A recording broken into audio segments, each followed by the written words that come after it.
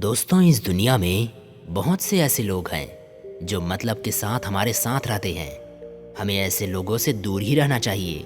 ऐसे लोग पहले तो हमारी ज़िंदगी में आते हैं, हमसे चिकनी चुपड़ी बातें करने लगते हैं, अपने आप को ऐसा साबित करते हैं जैसे कि वो हमारी बहुत परवाह करते हैं। लेकिन वही लोग हमारे पीठ पीछे हमारे खिलाफ षड्यंत्र रचते रहते हैं। हम लोग क्या करते हैं, अगर कोई हमसे ठीक से बात कर ले तो हम उसे अपना मानने लगते हैं। लेकिन हमें इस बात का पता नहीं होता है कि आखिर हमारे साथ वे इतनी मीठी मीठी बातें क्यों कर रहा है, आखिर उसका मकसद क्या है। और फिर धीरे धीरे हम उसकी बातों में उलझते जाते हैं। हम उसे अपना सब कुछ मानने लग जाते हैं, उस पर खुद से भी ज़्यादा विश्वास करने लग जाते हैं। मगर मेरे दोस्त, हमें कभी भी खुद से ज़्यादा दूसरों पर विश्वास नहीं करना चाहिए। मैं ये नहीं कह रहा कि आप विश्वास ही मत करो, लेकिन हद से ज़्यादा नहीं। पहले जो वो कह रहा है उस बात पर सोच विचार करके ही फिर उसके बाद उस पर विश्वास करो। ऐसा मत करो कि उसने कही और आपने मान ली, बिना कुछ जाने पहचाने ही उसकी बातों पर भरोसा कर लिया और आंख बंद करके उस इंसान पर भरोसा कर लिया। अगर आप ऐसा करोगे तो अपने जीवन में कभी ना कभी ज़रूर धोखा खा जाओगे। तो बचो ऐसे लोगों से जो आपके साथ मतलब से हैं। उनकी हाँ में हाँ मत मिलाओ, अपने मन की सुनो। जो आपको ठीक लगे वही करो। ये दुनिया ऐसी ही है। जिस प्रकार मीठे पर मक्खियाँ भिनभिनाती है, उसी प्रकार ये मतलबी लोग होते हैं। ये आपके पास तभी आते हैं जब इन्हें कोई काम हो, और अपना काम निकला तो ये फिर गायब हो जाते हैं। इसीलिए अगर कभी किसी पर विश्वास करो तो सोच समझ कर करो। पहले उस इंसान के बारे में पता लगाओ कि क्या वाकई में वह आपके लायक है या नहीं। उसके बाद आकर आपको लगे कि हाँ, वह इंसान सही है, तो आप उस पर विश्वास कर सकते हैं। लेकिन फिर भी उस इंसान पर कभी भी खुद से ज़्यादा विश्वास मत करना। आइए इसको इस कहानी से और भी ठीक तरीके से समझते हैं। बहुत समय पहले की बात है। एक नगर में दो मित्र रहा करते थे। जिस नगर में वे मित्र रहते थे उस नगर का नाम गौतमपुर था, और दोनों मित्र बहुत ठगे थे। वो दोनों आसानी से किसी को भी ठग लेते थे। उन लोगों के बारे में पता भी नहीं चलता था। वे अपने नगर के बड़े बड़े सेठ और व्यापारियों को ठगा करते थे। सेठों और व्यापारियों के पास बहुत सारा धन होता था। वे रोज नए नए हथकंडे अपनाते और सेठ और व्यापारियों को मूर्ख बनाकर उनको खूब ठगते। बहुत दिनों तक तो दोनों मित्र अपने और अपने साथी के साथ मिलकर लोगों को और व्यापारियों को ठगते रहे। लेकिन फिर धीरे धीरे समय के साथ लोगों को उनकी असलियत के बारे में पता चलने लग गया। अब वो दोनों मिलकर चाहे लोगों को कितना भी मूर्ख बना ले, पर लोग अब नहीं बनते थे, क्योंकि सभी लोगों को उनके बारे में पता चल चुका था। फिर धीरे धीरे ये बात पूरे नगर में फैल गई कि सोहन और मोहन नाम के व्यक्ति बहुत बड़े ठग हैं। वो दोनों लोगों को मूर्ख बनाकर उन्हें ठग लेते हैं, उनसे धन ऐंठ लेते हैं। अब तो पूरे नगर के लोग, सेठ और व्यापारी भी उनकी असलियत जान चुके थे। अब कोई भी मनुष्य उनकी चिकनी चुपड़ी बातों में नहीं आता था। फिर एक दिन सोहन और मोहन ने विचार किया कि अब इस नगर में हमारा गुजारा नहीं होगा। इन सभी लोगों को हमारे बारे में पता चल चुका है। अब ये कभी भी हमारी बातों में नहीं आएंगे। इसीलिए हमें अब अपना ठिकाना कहीं और बनाना पड़ेगा, ताकि हम वहाँ जाकर वहाँ के लोगों को मूर्ख बनाकर उनसे धन ऐंठ सके।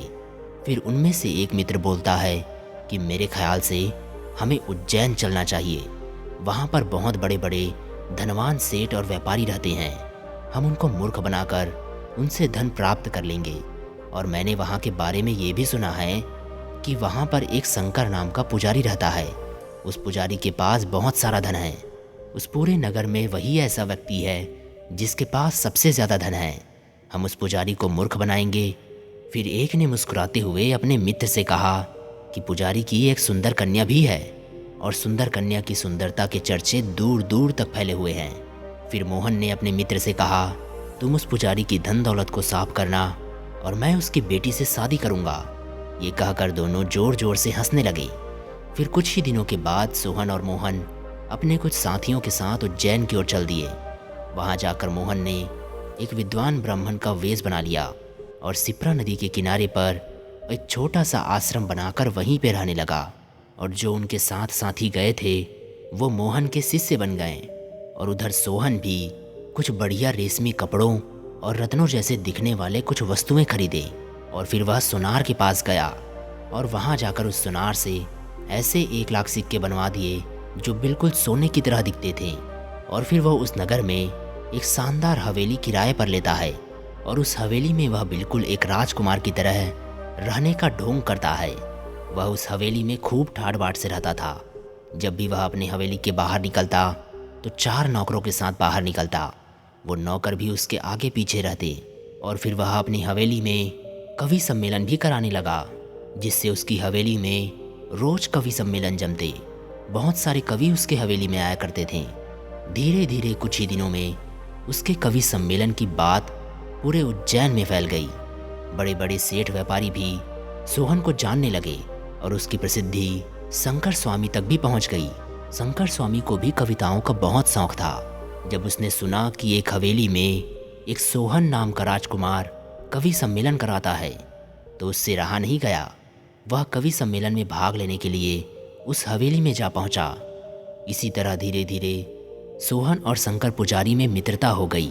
और जब भी शंकर पुजारी हवेली में पहुंचता तो सोहन उसका खूब आदर सत्कार करता, उसकी खूब सेवा करता। और धीरे धीरे कुछ ही दिनों में शंकर पुजारी सोहन के ऊपर अटूट विश्वास करने लगता है। फिर तो वो जहाँ भी जाते साथ साथ ही जाया करते। वे दोनों अब तो मंदिर भी साथ साथ जाते थे और बाजार भी साथ साथ जाते थे। वो दोनों अधिकतर समय एक दूसरे के साथ ही बिताते थे। लेकिन फिर भी सोहन राजकुमार होने का नाटक अच्छे से कर रहा था। शंकर पुजारी को तो सोहन पर रत्ती भर भी संदेह नहीं हुआ कि जो उसके साथ है वह एक राजकुमार नहीं बल्कि एक ठग है। और फिर वह राजकुमार बना सोहन अब तो शंकर पुजारी के घर भी आने जाने लगा। वे वहाँ दोनों मित्र आपस में घंटों बात करते, सुबह कविताएं करते और साथ साथ भोजन भी करते। सोहन को कविताएं सुनाने में शंकर पुजारी को बहुत मजा आता था। उसे समय कभी ध्यान नहीं रहता, पता ही नहीं चलता कि कब दिन निकल गया।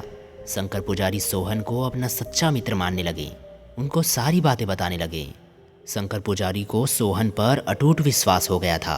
अब वो बिना किसी हिचकिचाहट के सारी बातें सोहन को बताने लगे। अब वो सोहन को अपने परिवार का सदस्य मानने लगे और उस पर किसी भी प्रकार का कोई संदेह नहीं करते थे। फिर एक दिन शंकर पुजारी ने किसी त्योहार के अवसर पर सोहन को भोजन के लिए घर पर आमंत्रित किया। सोहन भी भोजन करने के लिए शंकर पुजारी के घर जा पहुंचा। फिर वो दोनों सोहन और शंकर पुजारी भोजन करने बैठ गए। उन दोनों ने भोजन किया और फिर भोजन करने के उपरांत वे टहलने लगे और बातें करने लगे। तभी बातों बातों में सोहन ने शंकर पुजारी से कहा कि मित्र, तुम तो जानते हो कि मैं उज्जैन में नया आया हूँ, मेरी ज़्यादा लोगों से जान पहचान नहीं है। मैं तुम्हें अपना एक रहस्य बताता हूँ। मेरे पास 1 लाख स्वर्ण मुद्राएं हैं। मैंने एक संदूक में भरकर अपनी हवेली में छिपा रखा है, लेकिन मुझे अपना धन उस हवेली में सुरक्षित नहीं लगता। मित्र, क्या तुम मेरा धन अमानत के रूप में अपने पास रख सकते हो? मुझे हमेशा अपने धन की चिंता लगी रहती है कि कहीं मेरे धन को कोई चुरा ना ले। मैं किसी के ऊपर विश्वास भी नहीं कर सकता। लेकिन मित्र, तुम्हें तो शाही सैनिकों की सुरक्षा भी प्राप्त है। अगर मेरी मुद्राएं तुम्हारे पास रहेगी तो सुरक्षित रहेगी, नहीं तो हमेशा ही मुझे उनकी चिंता लगी रहेगी। अगर तुम मेरी स्वर्ण मुद्राओं को अपने पास रख लोगे तो मैं चिंता से मुक्त हो जाऊंगा। सोहन की ये बात सुनकर शंकर पुजारी भी बिल्कुल हैरान नहीं हुए, क्योंकि वो तो सोहन को एक राजकुमार ही मान बैठे थे। उन्हें इस बात का पता थोड़ी था कि सोहन एक राजकुमार नहीं बल्कि एक ठग है। फिर शंकर पुजारी ने सोहन से कहा कि मित्र, तुम मेरे से इस प्रकार का अनुरोध क्यों कर रहे हो? अगर मैं तुम्हारे किसी काम आ सकता हूँ तो मुझे उस काम को करने में बहुत ही खुशी प्राप्त होगी। तुम मेरे नगर उज्जैन के अतिथि हो, और अतिथि तो भगवान के रूप होते हैं। उन्हें निवेदन नहीं करना पड़ता, बल्कि तुम्हारी धन संपत्ति की रक्षा करना तो मेरा कर्तव्य है। ये सुनकर सोहन बहुत प्रसन्न हुआ और वहाँ से अपनी हवेली लौट आया। और अगले दिन सुबह सुबह ही सोहन उन नकली स्वर्ण मुद्राओं से भरा संदूक शंकर पुजारी के घर ले गया। शंकर पुजारी ने वह संदूक अपने हाथ में लिया और फिर उसे खोलकर एक नज़र से उनको देख लिया। देखने के बाद शंकर पुजारी उन नकली स्वर्ण मुद्राओं को नहीं पहचान पाया, और आखिर वह पहचानता भी कैसे? सोहन उनको इस प्रकार से बनाया था कि वह बिल्कुल असली की तरह लग रही थी। फिर शंकर पुजारी ने उन नकली स्वर्ण मुद्राओं को अपने पास रख लिया और सोहन को कागज पर ये लिख के दे दिया कि मैंने राजकुमार सोहन की 1 लाख स्वर्ण मुद्राएं अपने पास अमानत के रूप में रखी हुई है। जब भी राजकुमार सोहन चाहेंगे मैं उनकी स्वर्ण मुद्राएं उन्हें वापस कर दूंगा। इसके बाद तो शंकर पुजारी और सोहन की मित्रता और भी गहरी हो गई। वो एक दूसरे के बहुत करीब आ गए। फिर एक दिन शंकर पुजारी सोहन से कहता है कि हे मेरे मित्र, तुम मेरे इतने अच्छे मित्र हो, मैं नहीं चाहता कि तुम एक किराए की हवेली में रहो। मित्र जीवन का असली आनंद किराए की हवेली में रहने में नहीं है। हालांकि तुम्हारे पास सभी प्रकार की सुख सुविधाएं हैं, लेकिन तुम उन सुख सुविधाओं से वास्तविक आनंद की प्राप्ति नहीं कर पाओगे। मैं चाहता हूँ कि तुम मेरे साथ मेरी हवेली में आकर रहो। आखिर मैं तुम्हारे किस दिन काम आऊँगा? तुम मेरे परिवार के ही तो सदस्य की तरह हो मित्र। तुम मेरे साथ मेरी हवेली में रहोगे तो मुझे बहुत खुशी होगी। शंकर पुजारी के मुख से ये बात सुनकर सोहन मन ही मन बहुत खुश होता है, क्योंकि सोहन को तो शंकर पुजारी की इन्हीं बातों का तो इंतज़ार था। इन्हीं सब के लिए तो उसने इतना नाटक किया है। फिर वह अपनी आंखों से मगरमच्छ की आंसू निकालता है और शंकर पुजारी से बोला कि मित्र, पराई जगह पर इतना अपनापन तो किसी अपने से ही मिल सकता है। भला ऐसे मित्र के साथ रहने का अवसर मैं कैसे छोड़ सकता हूँ? मित्र शंकर, तुम्हारे जैसा मित्र तो बहुत ही भाग्यशाली को मिलता है। मेरा ये खुश नसीब है कि तुम मेरे मित्र हो। तुम्हारे साथ रहने में मुझे कोई आपत्ति नहीं है। मैं तुम्हारे साथ रहूँगा तो मुझे भी खुशी मिलेगी। और फिर अगले दिन ही सोहन शंकर पुजारी की हवेली में रहने आ गया। शंकर पुजारी सोहन को देखकर बहुत प्रसन्न हुआ और उसे अपनी हवेली के ऊपरी हिस्से में ठहरा दिया। अब तो रोज दोनों की बैठक लगती और देर रात तक बातें करते। कहीं भी जाते तो साथ साथ जाते। उनकी मित्रता की प्रशंसा पूरे उज्जैन में होने लगी। सभी नगरवासी उनकी मित्रता के तारीफ करने लगे। और फिर कुछ दिनों बाद शंकर पुजारी और सोहन दोनों रात्रि को बैठे बैठे बातें कर रहे थे। तभी बातों बातों में शंकर पुजारी ने सोहन से कहा कि मित्र, तुम मेरे परिवार का एक हिस्सा हो, इसीलिए मैं तुमसे एक पारिवारिक बात पर चर्चा करना चाहता हूँ। ये सुनकर सोहन बोला, बोलो मित्र, क्या बात है?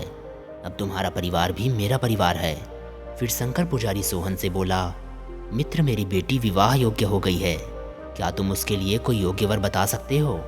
मैं तो उसके लिए वर ढूंढते ढूंढते परेशान हो गया हूँ। सोहन शंकर पुजारी की ये बात सुनकर बहुत प्रसन्न हुआ, क्योंकि वो और उसका मित्र जिस मकसद से यहाँ आए थे अब वह पूरा होने वाला था। फिर सोहन कुछ विचार करने का नाटक करता है और झूठ माट सोचने का प्रयास करता है। और फिर वह शंकर पुजारी से कहता है, हे मित्र, मैंने सुना है कि शिप्रा नदी के तट पर एक विद्वान ब्राह्मण अपना आश्रम बनाकर रहते हैं। दूर दूर से उनके पास लोग उनसे मिलने के लिए आते हैं।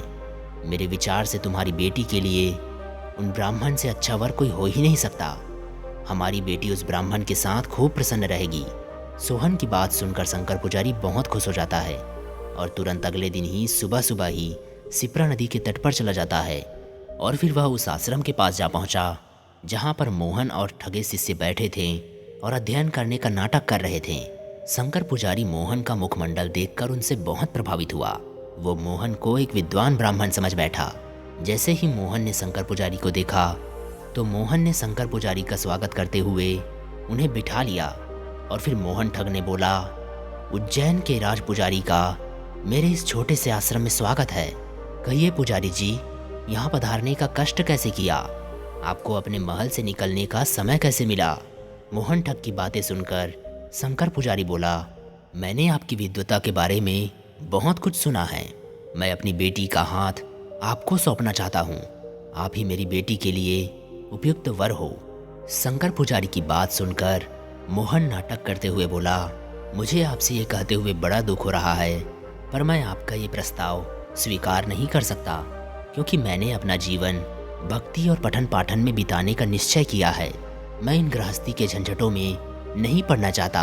अगर मैं इन सब में पड़ जाऊंगा तो मैं अध्ययन कार्य कैसे कर पाऊंगा? मुझे तो एकांत चाहिए। मोहन ठग की बात सुनकर शंकर पुजारी बोले कि मैं बड़ी आशा के साथ आपके पास आया हूँ। आप मेरी आशा को निराशा में मत बदलो। आपको मेरी बेटी से विवाह करना ही होगा, नहीं तो मैं आपके आश्रम के बाहर भूखा प्यासा बैठा रहूंगा। शंकर पुजारी की बात सुनकर मोहन ठग थोड़ी देर नाटक करने के बाद विवाह की सहमति दे देता है और शंकर पुजारी बहुत प्रसन्न होते हैं और अपने घर लौट आते हैं। घर लौटकर वह अपनी बेटी की शादी की तैयारियों में लग जाता है और फिर खूब धूमधाम से शंकर पुजारी अपना बेटी का विवाह मोहन के साथ कर देता है। शंकर पुजारी अपनी बेटी को बहुमूल्य वस्त्र और बहुत सारा धन देता है। वो अपनी बेटी को सिर से लेकर पैरों तक गहनों से लद देता है। उज्जैन के सभी धनधान्य व्यक्ति शंकर पुजारी की बेटी को बहुमूल्य उपहार देते हैं। ये सब पाकर मोहन ठग बहुत प्रसन्न होता है। उसकी खुशी का तो कोई ठिकाना था ही नहीं। आखिरकार जिस मकसद के साथ वह उज्जैन आया था उसका मकसद तो पूरा हो गया था और साथ ही उसको बहुत सारा धन भी प्राप्त हो गया था। अब तो उसकी खुशी का कोई ठिकाना नहीं रहा। उसकी खुशियों पर 4 चांद लग गए थे। फिर मोहन अपनी दुल्हन और सारे दहेज को लेकर वापस गौतमपुर लौट आया था। लेकिन शिव अभी भी उज्जैन में था, क्योंकि उसको भी अपना मकसद पूरा करना था। उसका मकसद अभी पूरा नहीं हुआ था, इसीलिए वह अपना मकसद पूरा करने के लिए वहीं रुक गया। और फिर शादी के कुछ दिनों बाद ही सोहन शंकर पुजारी से बोला कि मित्र, मुझे उज्जैन में बहुत लंबा समय हो गया है। अब मैं अपने घर जाना चाहता हूँ। अब तुम मुझे मेरी अमानत लौटा दो।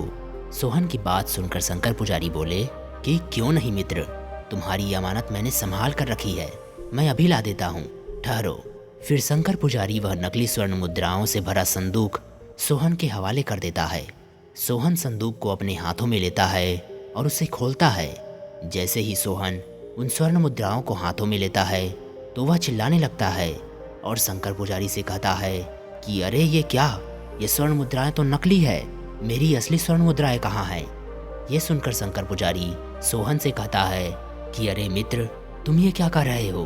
तुमने जब ये संदूक मुझे दिया था तो मैंने इसे ऐसे के ऐसे ही रख दिया था। ये सुनकर सोहन शंकर पुजारी से कहता है कि देखो, तुम मुझे चुपचाप मेरी स्वर्ण मुद्राएं लौटा दो। मैंने तुम्हें अपनी स्वर्ण मुद्राएं इतनी आशा के साथ दी थी कि तुम्हारे पास मेरी स्वर्ण मुद्राएं सुरक्षित रहेगी। अगर तुम्हें धन ही चाहिए था तो ऐसे ही कह देते, मैं अपना धन तुम्हें ऐसे ही दे देता। सोहन की बात सुनकर शंकर पुजारी बोले, देखो मित्र, तुम मेरे जैसे सम्माननीय व्यक्ति पर झूठे आरोप लगा रहे हो। तुम्हें थोड़ी भी लज्जा नहीं आ रही है क्या?